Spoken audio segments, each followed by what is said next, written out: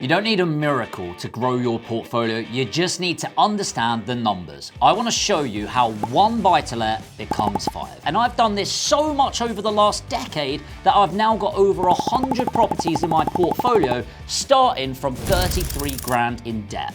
But let's start showing you how to turn your first into 5.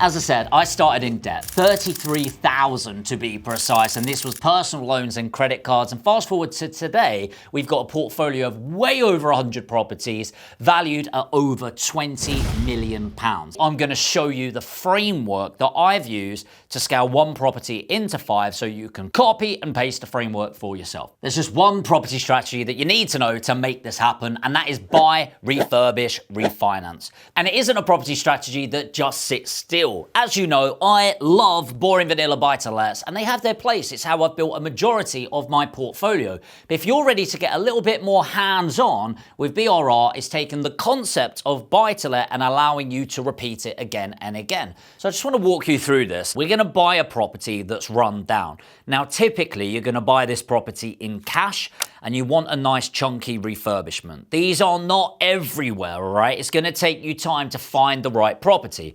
And then what we're going to do is we're going to increase the value of the property. For example, if I buy this 3-bed semi-detached property for 150 grand, and then I spend 30,000 pounds on it, it's now 180 grand all in. The hope is that the value of the property will be higher than the 180,000. Now, a lot of people get really delusional over this. They go, yeah, I'm going to buy it 150, spend 50 grand on it, and it'll be worth 250, right?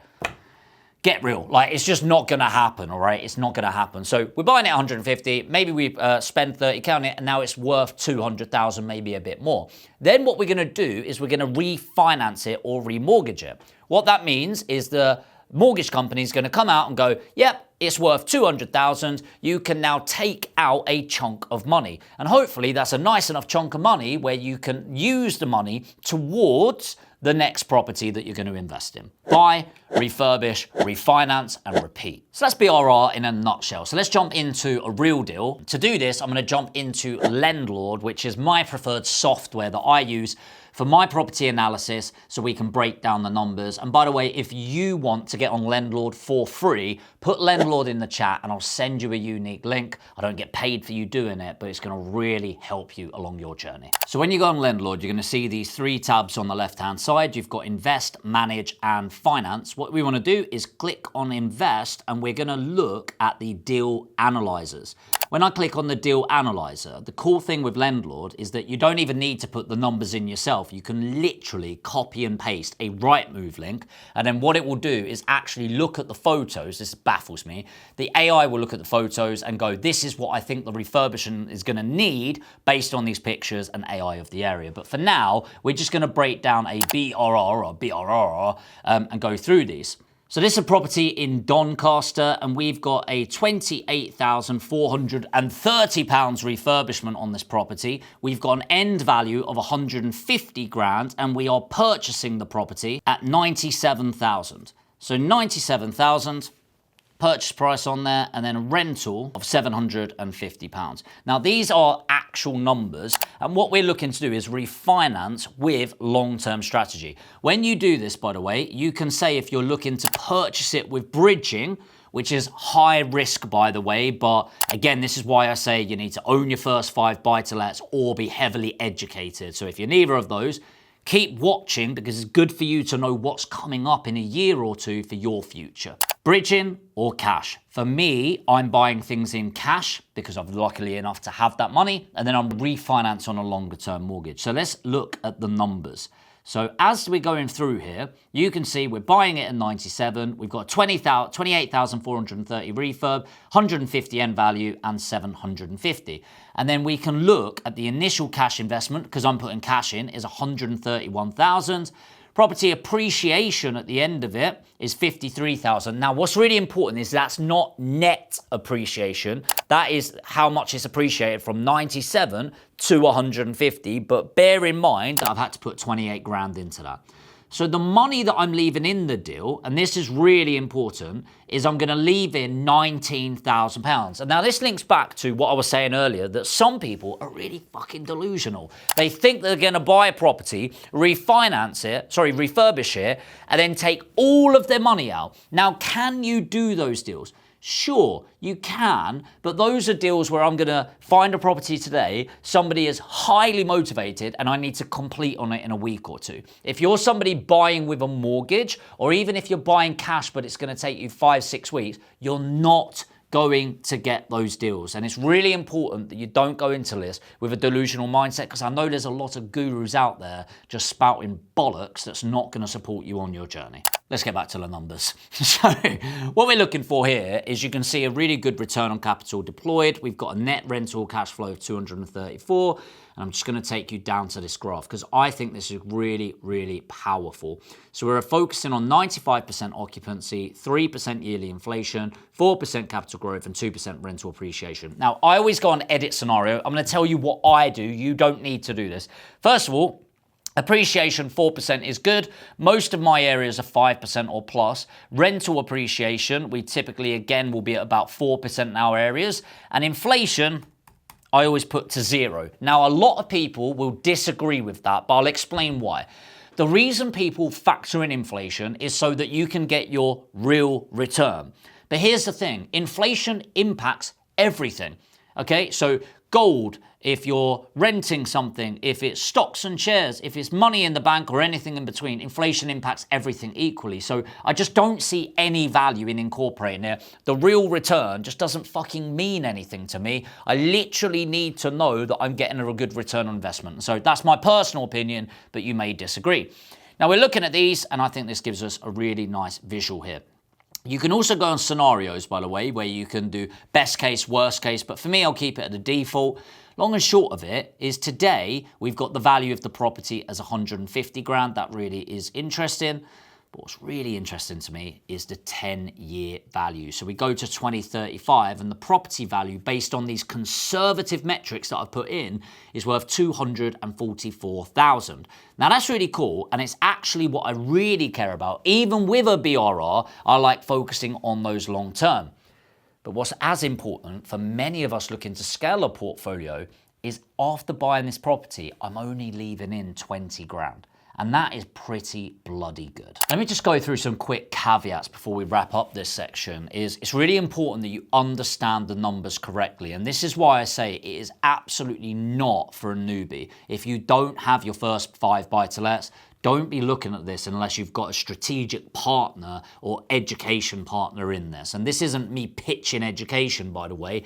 Just make sure you're not going into this delusionally, because if you get it wrong, it can be really painful. So you need to know your numbers, you need to get the analysis correct. And again, for me, this isn't a video about LENDLORD, it's about BRRs, but you want to use the software. And for me, LENDLORD's amazing for it, because the way that they make money is by you using their financing. But otherwise, it's completely free. So you can get access to everything I'm looking at right now for nothing. And again, if you want to get access, put LENDLORD in. I'll send you a unique link so you can check it out and let me know your feedback on there.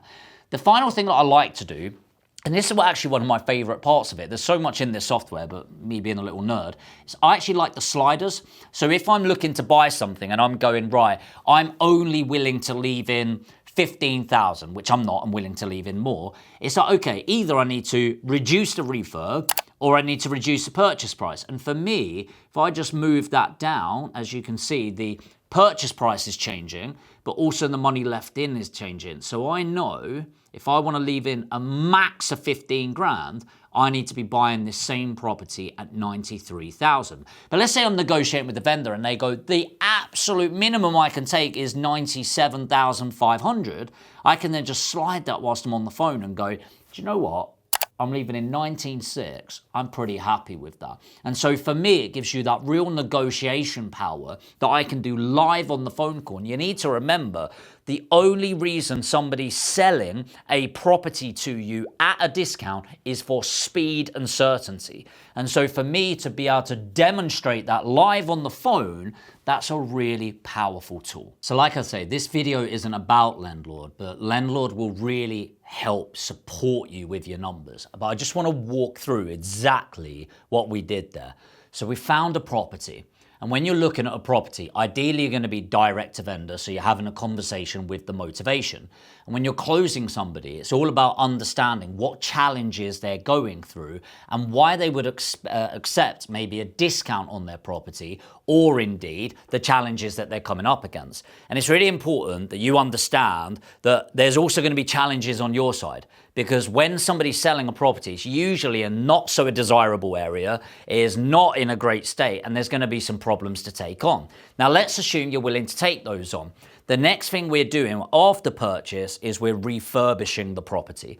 And when we're refurbishing the property, this could be we're turning a 2-bed into a 3-bed. It could be we're enhancing the value and ultimately making it more desirable for the average individual. So in the example that we just did, we got a £97,000 property and we spent £28,300-ish on the refurbishment. And then what happened is there was a new value on the property. And in short, is it more valuable when an open market buyer, a first-time buyer, a downsizer, an upsizer could buy it? Yeah, of course. When it's run down like that, the only people really interested is people that are willing to spend a 30 grand refurb, right? So the 28,430 quid, whatever it was, has now increased the value to 150. But now the 150,000, we're going to be able to release money. With a buy-to-let mortgage, this is a typically 75% loan to value. So we're able to pull out a nice chunk, quickly in my head, is 125,400 or 430 if we refinance at that top end. So now that we've refurbished the property, we've increased the desirability, the demand, and therefore the value. And remember, in this example, we've increased it to 150,000. And now comes the refinance. So we've bought it, we've refurbished it, and now we're going to refinance. So there's going to be a new mortgage at the £150,000 value.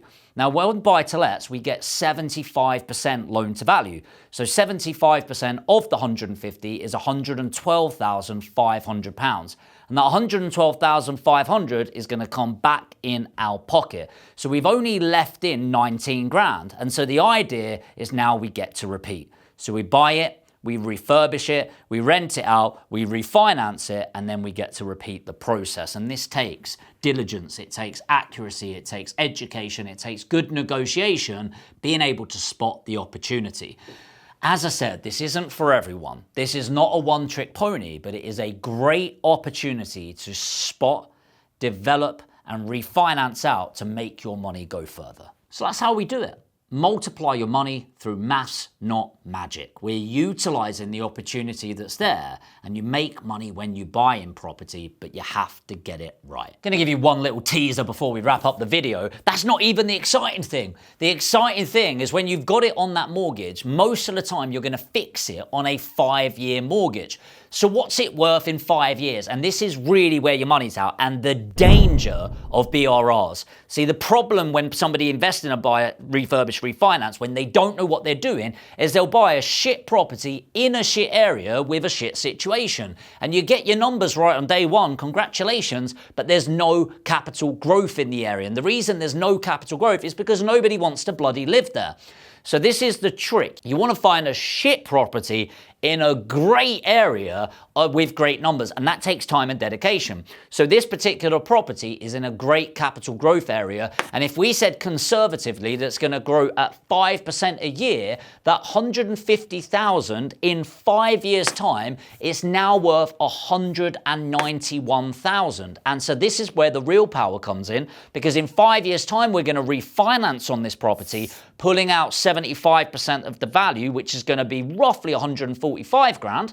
That 145 is going to pay off the £112,000 mortgage, if you remember that.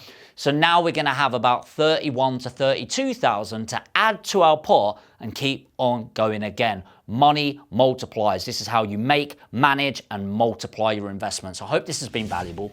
If it has, you want to learn more about property, make sure you hit and subscribe and the notification bell. And if you like this video in particular, hit that like button. By the way, if you want to check out your own deals on LENDLORD, put LENDLORD in the comments. I'm going to send you a link and you can check it out and let me know what you think. It's completely free. See you in the next video.